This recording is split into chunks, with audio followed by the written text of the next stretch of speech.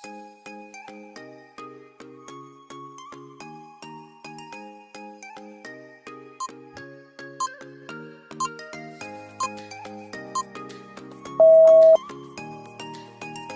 baik, terima kasih sebelumnya udah mengizinkan kami untuk mewawancarai. Di sini saya boleh tahu bersama siapa saya? Galang Karisma Selaku selaku owner. owner. Oke, saya di sini bersama Kak Galang selaku owner dan saya sendiri bersama Lucy Syafira yang akan mewawancarai Kak Galang pada hari ini. Oke Kak, untuk pertanyaan yang pertama nih langsung aja boleh diceritain dulu nih sejarah singkat dari berdirinya Galang Sport ini. Oke, jadi sebenarnya usaha ini usaha keluarga, di mana awal mula itu dari bapak saya dulu, tahun 2000. Kenapa dinamai Galang Sport? Karena pas saya lahir, itu memberikan kebanggaan bagi bapak saya sehingga nama saya juga digunakan sebagai nama toko ini. Jadi awal mula itu dari tahun 2000 berlanjut hingga tahun ini 2022.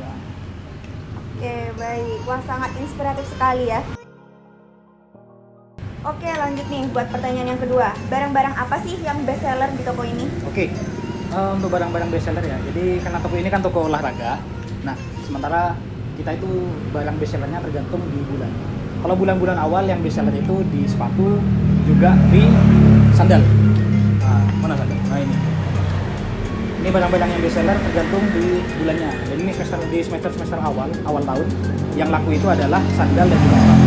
Sementara untuk paruh akhir tahun, yaitu semester keduanya, barang-barang yang laku itu di kaos dan juga di bola. Karena bertepatan dengan waktu-waktu sekolah dan instansi itu belanja-belanja, jadi barang-barang itu yang best seller di paruh akhir tahun. Seperti itu. Oke baik, tadi kan udah banyak banget nih produk-produk yang best seller yang sudah disebutin sama Kak Galang sendiri, dan di sini saya akan berfokus pada sepatunya. Dan di sini kan udah terlihat juga ada banyak banget jenis sepatu. Di sini yang best seller kode jenis-jenis macam sepatunya tuh apa aja sih Kak? Oke, jenis sepatu ya. Ya. Jadi berhubung tahun ini kan masih tahun-tahun pandemi, di mana event-event juga masih belum banyak yang lancar kan. Nah, mungkin saya bakal cerita juga pas sebelum pandemi ya. Jadi fokus kita itu ada di sepatu bola dan juga sepatu futsal, di mana biasanya sebelum pandemi, di mana event-event sepak bola ataupun futsal itu masih lancar-lancar banget. Bisa-bisa sebulan itu sekitar 60 sampai 80 pieces yang laku. Nah, cuma karena sekarang juga lagi pandemi, sebulan itu mungkin sekitar 20 pieces sepatu original. Nah, ini bisa dilihat kamera, arahkan di sini. Nah, jadi kita juga stok sepatu-sepatu futsal original lokal, ada spek, ada outfit juga. Sementara untuk sepatu-sepatu yang lokal, kita rata-rata modelnya kayak gini. Ini juga ada macam-macam model. Kalau sepatu lokal ini biasanya target pasarnya itu dari anak-anak muda yang mungkin masih tahap pemula. Jadi mereka kebanyakan milih untuk sepatu-sepatu yang lokal ini. Sementara kalau untuk yang profesional, biasanya milih yang sepatu original. Oke, kalau untuk tipe-tipe yang laku itu kemarin ada fold in, ada juga Inferno, itu dari Odosip juga. Kalau spek kemarin itu ada Lightspeed, itu yang cukup banyak peminatnya di sini. Sama ini Odosip yang mirip, itu banyak yang banyak. Oke, buat selanjutnya nih, di antara tadi jenis-jenis yang udah Kak Galang sebutin dari jenis-jenis sepatunya itu sendiri, boleh nggak disebutin nih harga jual dan harga beli Kakak Galang ke suppliernya itu berapa aja? Ini memang harus dibuka ya. Iya, karena kita akan tujuannya kan membuat laporan keuangan dari perusahaannya Kak Galang nih, mencoba. Toko, bukan perusahaan toko ya. Is that okay?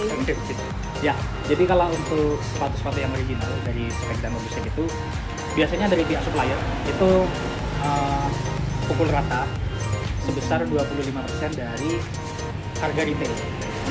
Jadi tinggal dikurangin aja ya nanti ya.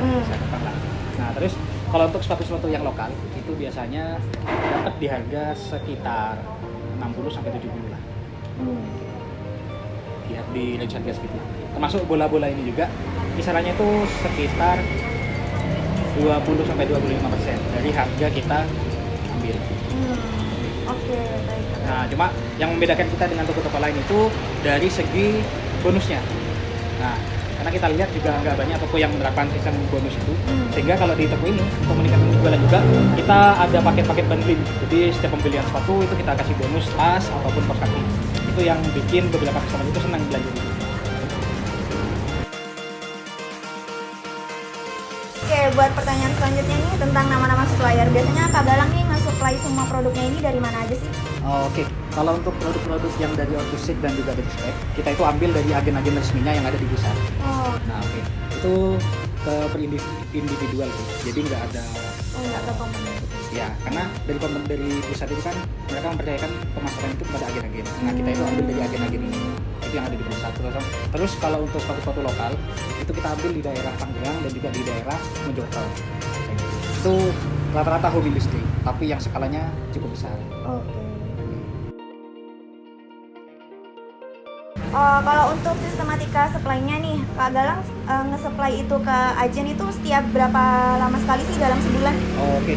Jadi kalau kita supply itu kita target dari stok barang yang ada di toko. Kalau misal memang dalam waktu seminggu stoknya itu sudah menipis, kurang lebih tinggal beberapa pieces, itu langsung kita ambil lagi. Jadi untuk langsung sedia di toko. Jadi nggak ada patokan berapa bulan harus ambil, berapa minggu harus ambil itu. Jadi karena kita lihat dari kebutuhan pasar. Kalau memang stok di toko itu lagi dikit, ya kita langsung ambil. Kalau memang ada persiapan untuk event apa yang ada di Bondowoso, itu kita langsung ambil inisiatif buat ambil. Jadi nggak ada patokan waktu. Kira-kira dalam sebulan itu berapa kali? Sebulan itu bisa 6 sampai 10 kali. Oke. Tergantung dengan permintaan.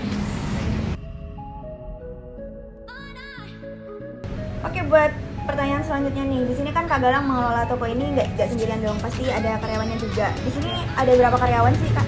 Total itu ada 3 di sini. Ada 3.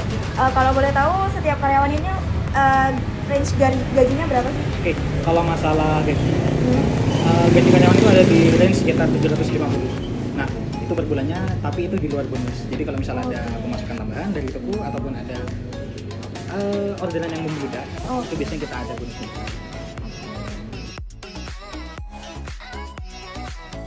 Oke, kita tiba di pertanyaan terakhir nih, Kak. Nah, buat pertanyaan terakhir di sini, setiap kalau misalnya ada customer yang beli itu, apakah Kak Galang mewajibkan semuanya itu membayar secara tunai atau boleh nih untuk menyicil atau secara kredit seperti itu? Oh, kalau kredit tentunya enggak ya, kecuali memang ada keperluan khusus. Contohnya kalau misal ada belanja sekolah, itu kita juga kasih DP. DP ataupun pembayaran dalam tempo waktu beberapa hari. Nah, cuma kalau semisal untuk pembayaran lain untuk individual terutama kita itu biasa menerapkan untuk sistem cash. Tapi kalau misal mereka punya pilihan pembayaran lain, itu kita sediakan pilihan untuk transfer. Oh ya, pokoknya juga, tapi secara tunai ya. Ya. Juga kalau semisal kita kan juga ada marketplace juga di sana. Nah, jadi teman-teman yang misal mau check out atau sekedar lihat-lihat bisa mampir juga di Shopee kami galangsport.co.id. Oke, boleh dicek ya teman-teman. Oke, udah semua nih pertanyaan yang sebenarnya mau aku tanyain ke Kak Galang selaku ownernya di sini, dan mungkin saya ucapkan terima kasih kembali karena sudah memberikan waktunya untuk saya untuk mewawancarai Kak Galang. Mungkin ada kata-kata sebagai promosi yang akan saya upload di YouTube channel saya. Oke. Jadi buat teman-teman yang pengen belanja alat-alat olahraga, terutama khususnya di peralatan sepak bola ataupun futsal, jadi bisa mampir juga ke toko kami Galang Sport Bondowoso. Ada juga di marketplace, pertama di Shopee itu galangsport.bws, bisa teman-teman cari di sana. Kalau misal teman-teman nggak bisa datang langsung di sini, juga untuk teman-teman yang mungkin butuh pakaian-pakaian untuk dinas, untuk himpunan dan lain-lain, kita juga ada konveksi yang saya kelola sendiri juga. Jadi teman-teman yang memang ada kebutuhan untuk kebutuhan konveksi bisa juga hubungi saya nanti.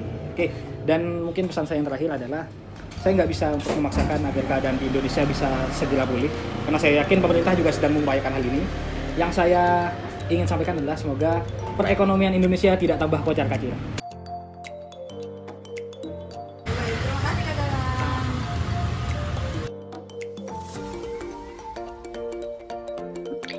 Assalamualaikum warahmatullahi wabarakatuh.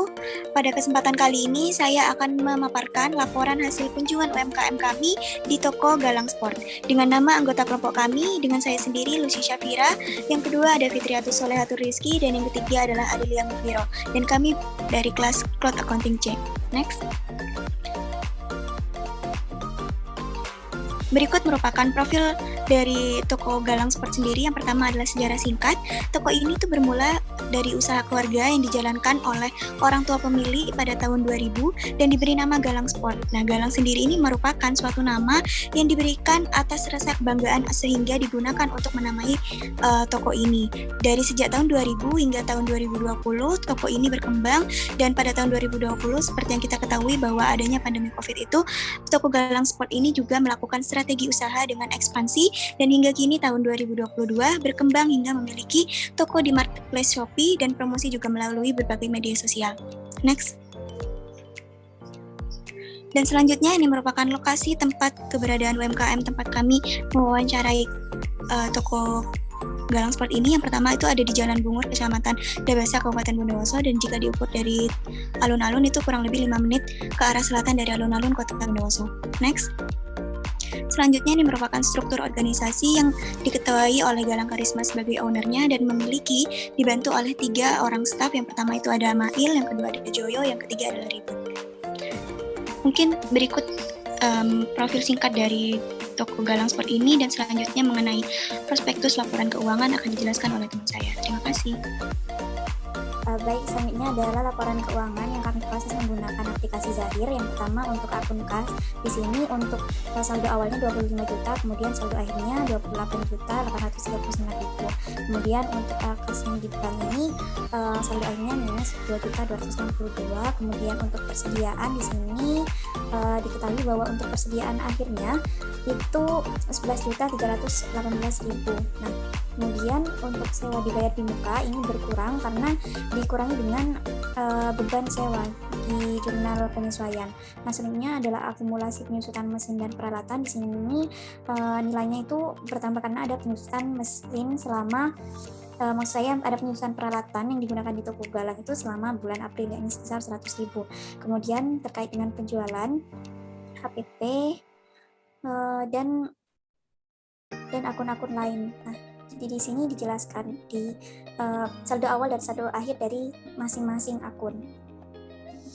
Nah, sekali informasi tambahan bahwa di sini untuk transaksi yang terjadi itu merupakan transaksi yang terjadi di toko Galang Sport secara langsung. Baik, selanjutnya itu terkait dengan laporan laba rugi pada Galang Sport per April tahun 2022. Diketahui bahwa terdapat pendapatan usaha yang berasal dari penjualan sebesar 27.325.000 yang dikurangi dengan beban atas pendapatan yang meliputi harga pokok penjualan sebesar 23.075.000 serta beban pengiriman sebesar 100.000 rupiah. Kemudian untuk laba kotor itu menghasilkan 4.150.000. Kemudian laba kotor ini juga dikurangi dengan beban operasional yang meliputi beban administrasi, yaitu beban gaji sebesar 2.250.000, beban sewa sebesar 101.166.667, beban listrik sebesar 175.000. Sehingga untuk laba atau rugi operasi itu sebesar 558.333 dan dikurangi dengan beban penyusutan mesin dan peralatan sebesar 100.000 rupiah, sehingga per April tahun 2022 terdapat laba sebesar 458.333. Baik, selanjutnya adalah laporan neraca dari Galang Sport, di mana di sini untuk akun harta dan akun liabilitas dan ekuitas itu jumlahnya sama.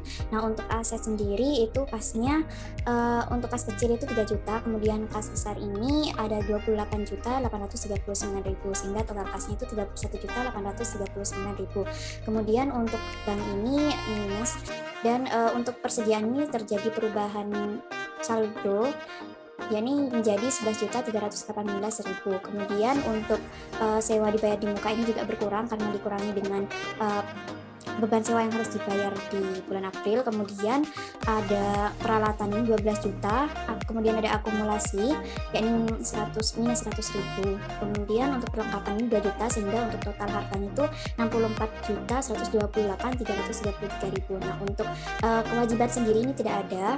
Dan untuk modal itu sebesar 63.670.000. Nah, untuk total modalnya ini nilainya tetap karena tidak ada preview yang selama di bulan April. Kemudian untuk total labanya ini ditambah dengan total labanya yakni 458.333.000, sehingga untuk total kewajiban dan modal itu 64.128.333.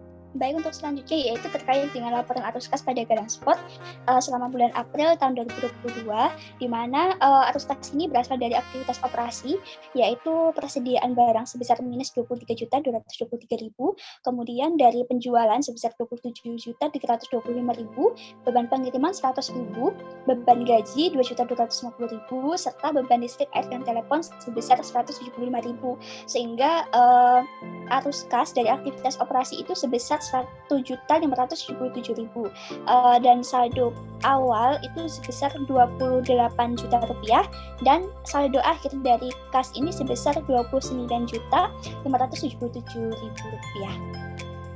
Baik, untuk penjelasan pertama terkait dengan laporan keuangan, di sini penjelasan terkait laporan keuangan yang dihasilkan dari aplikasi Accurate. Nah, untuk yang pertama ada buku besar di mana berisi akun-akun yang ada di Galang Sport ini, dan juga riwayat dari transaksi yang dilakukan oleh Galang Sport. Di mana di sini kami memfokuskan pada transaksi yang memang terjadi di toko Galang Sport. Jadi untuk transaksi yang terjadi di Shopee, di online, tidak kami masukkan untuk penjualannya. Nah, kemudian penjelasan terkait dengan laba rugi, bahwa seperti yang kita ketahui bahwa toko Galang Sport ini dalam satu periode, yaitu dari 1 April hingga 30 April itu mengalami laba sebesar 458.333. Nah, laba ini diperoleh dari pendapatan dari penjualan sepatu sebesar 27.325.000 dan dikurangi dengan harga pokok penjualan sebesar 23.075.000. Nah, kemudian menghasilkan laba kotor sebesar 4.250.000 yang dikurangi dengan beban-beban seperti beban penyusutan peralatan sebesar 100.000, kemudian beban gaji sebesar 2.250.000, beban listrik 175.000, beban pengiriman atau ekspedisi sebesar 100.000, dan biaya sewa gedung sebesar 1.166.667. Nah, sehingga mendapatkan pendapatan dari operasi itu sebesar 468.333, sehingga untuk laba bersih setelah pajak selama 1 bulan terakhir, yaitu bulan April, sebesar 458.333. Baik, selanjutnya adalah terkait dengan neraca standar dari toko Galang Sport. Di sini diketahui bahwa untuk total aktiva di akhir April yaitu sebesar 97.724.333. Nah, hal ini juga balance dengan total kewajiban dan ekuitasnya dengan nilai yang serupa yakni 97.724.333.000. Nah, untuk asetnya di sini memang terdapat penambahan kas dari penjualan tadi. Kemudian untuk persediaan barang dagang ini juga mengalami perubahan, dan untuk sewa gedung dibayar di muka ini tetap ya. Jadi kemudian untuk akumulasi di sini terdapat penambahan dari akumulasi. Kemudian untuk kewajiban ini ada 22.426.000. Kemudian untuk ekuitasnya seperti yang dapat dilihat di layar.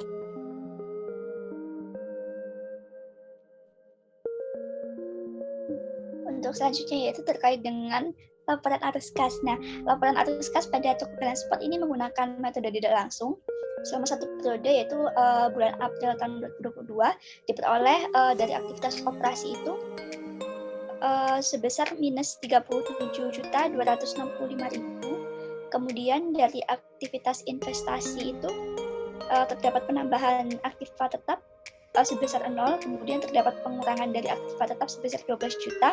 Jadi total dari aktivitas investasi itu sebesar minus 12 juta.